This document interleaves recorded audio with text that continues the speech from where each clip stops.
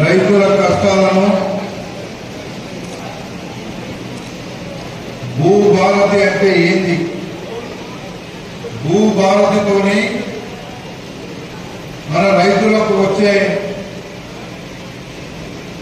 మంచేంటి చెడేంటి అనేటువంటి దాన్ని మీ అందరికి చెప్పడానికి,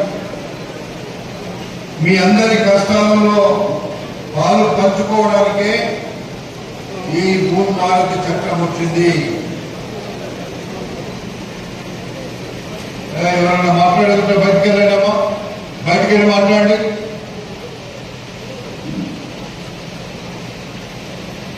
రైతు కోసం తెచ్చినాము.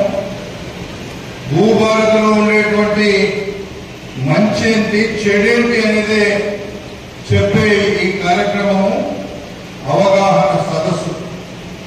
ఇది తెచ్చి పేదోడు దున్నుకునే పొలాలను రాసుకున్నాము అనేటువంటి దాని మీదనే ఈ భూభారతి వచ్చింది అని చెప్పి సందర్భంగా మనం చేస్తున్నాం.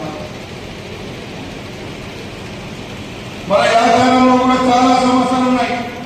ఇబ్రాహీంపట్నం నియోజకవర్గంలో అన్నింటికంటే కష్టం